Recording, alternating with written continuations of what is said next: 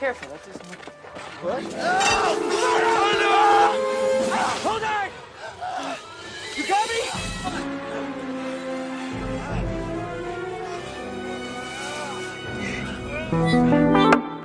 Halo teman-teman, jumpa lagi dengan Bos Kalova dan kali ini ada sebuah film survival yang diambil dari kisah nyata dengan judul Life yang rilis di tahun 1993, bercerita tentang sebuah tragedi terjatuhnya pesawat di pegunungan Andes. Bagaimanakah ceritanya? Semoga bisa menemani waktu santai Anda. Kita mulai.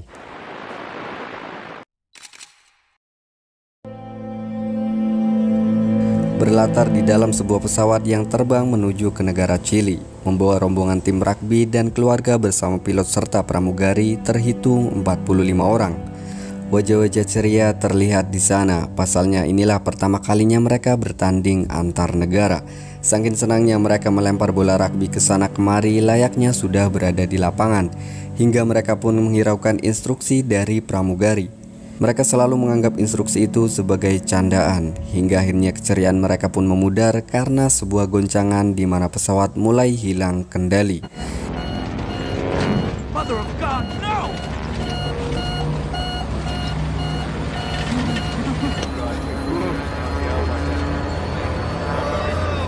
Di mana pesawat itu mengalami gangguan pada mesin hingga akhirnya ekor pesawat menabrak puncak gunung yang menyebabkan tersayatnya kaki Federico dan terlemparnya 6 penumpang termasuk pramugari.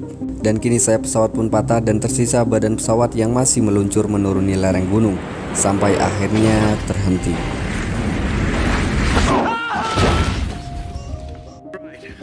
Dia adalah Antonio, seorang kapten tim. Menyadari itu, dia mengordinasikan teman-temannya, Canessa dan Zerbinho, menangani orang-orang yang terluka.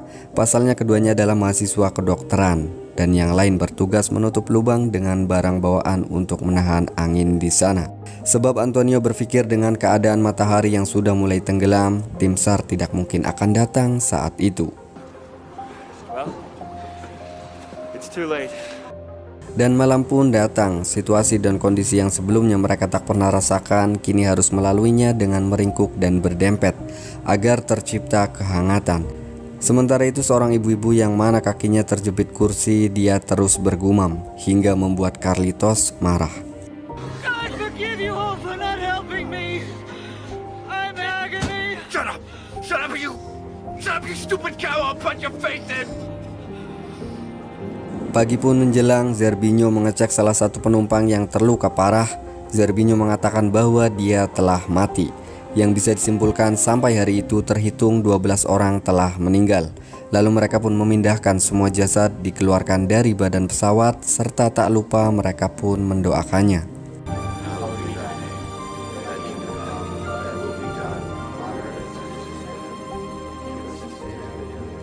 Demi keberlangsungan hidup bersama, Antonio menyerukan jika ia akan selalu membagikan jatah minum, begitu juga makanan yang berupa sebatang coklat dengan adil.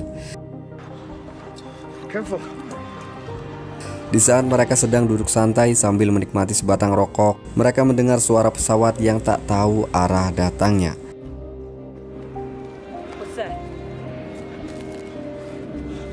Hingga malam pun datang dan berlalu begitu saja. Yang mereka bisa lakukan hanya meringkuk dan terdiam. Hari ketiga mereka di sana beraktivitas semau mereka. Ada yang main gitar, duduk santai, bahkan ada yang sibuk bereksperimen mengubah salju menggunakan aluminium bekas kursi pesawat.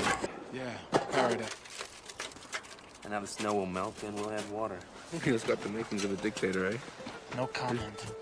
Lalu saat mereka sedang berkumpul di dalam badan pesawat, mereka kembali mendengar suara pesawat dan mereka meneriaki serta melambaikan tangan dengan penuh bahagia. Terlebih lagi saat sayap pesawat itu menukik, yang mereka anggap adalah jawaban iya, bahwa mereka akan ditolong.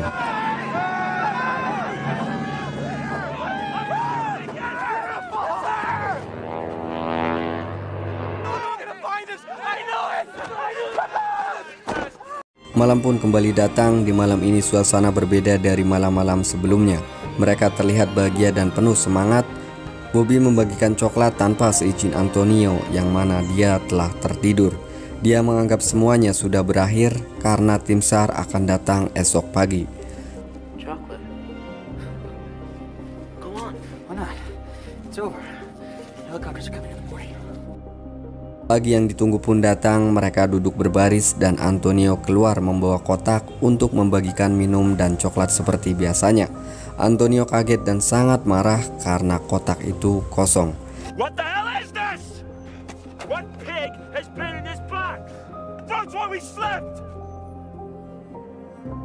Setelah kemarahan Antonio mereda, Antonio mencoba mengakali sebuah radio. Sementara itu Canessa selalu memeriksa keadaan temannya yang terluka.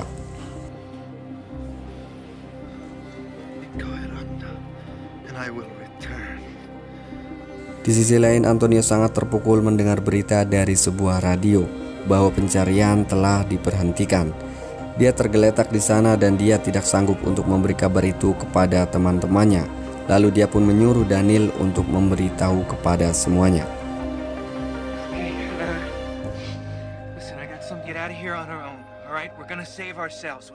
Setelah perdebatan yang cukup lama, mereka bersepakat untuk memakan daging orang yang telah mati demi keberlangsungan hidup. Canessa sebagai orang yang pertama mencobanya, hingga akhirnya yang lain mengikutinya. Setelah energinya dirasa cukup, mereka menunjuk 3 orang untuk mencari baterai yang tergeletak di sebuah patahan ekor pesawat. Mereka bertiga mencari hingga melewati malam dan di pagi hari mereka hanya menemukan 2 jenazah.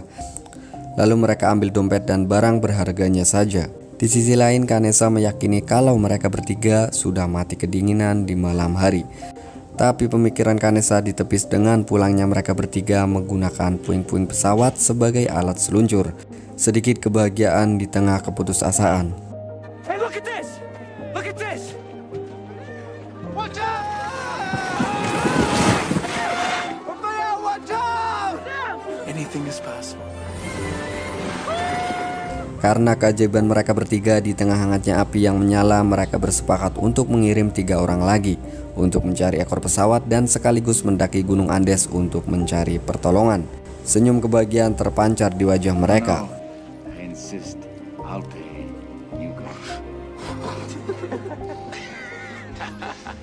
Tapi kebahagiaan itu kembali sirna saat mereka sedang tertidur. Badai yang sangat kuat terjadi hingga longsoran es menimpa dan menyeret mereka.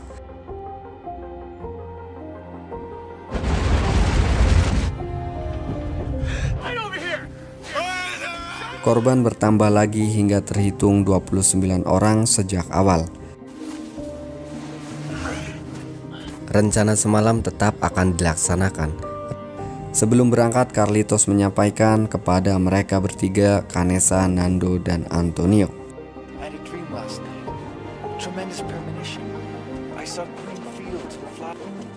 Langkah keputusasaan yang berusaha menggapai keyakinan bahwa mereka bisa selalu mendapat rintangan.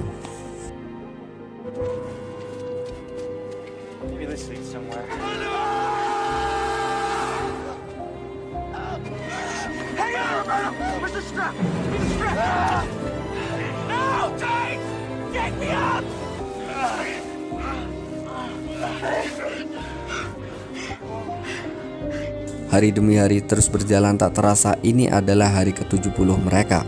Di antara 2 dari mereka bertiga, yaitu Antonio dan Canessa, memutuskan untuk kembali lagi bersama teman-temannya karena dia merasa sudah tidak kuat lagi.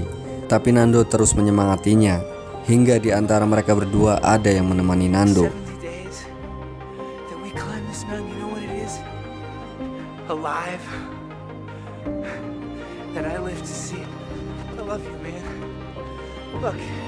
Dan mereka pun berpisah. Antonio kembali ke teman-temannya sedangkan Nando dan Canessa tetap melanjutkan perjalanan. Dan benar saja, usaha tak pernah mengkhianati hasil. Dengan keyakinannya mereka berdua, ternyata mereka berhasil sampai ke daratan negara Chili.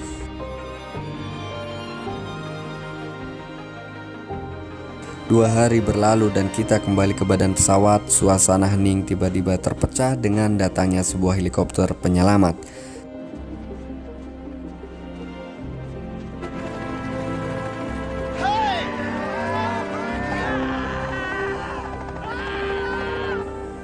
Suasana bahagia yang tak akan terlupakan oleh mereka semua. 72 hari di tengah gunung es, 16 orang selamat dan 29 orang tewas. Dan film pun berakhir. Kisah nyata yang bisa membuat kita merasa kecil, lemah di mata alam, apalagi di mata Tuhan, ya kan? Lantas apa yang bisa disombongkan? Lagi-lagi jangan lupa bersyukur. Saya Akbar, sampai jumpa.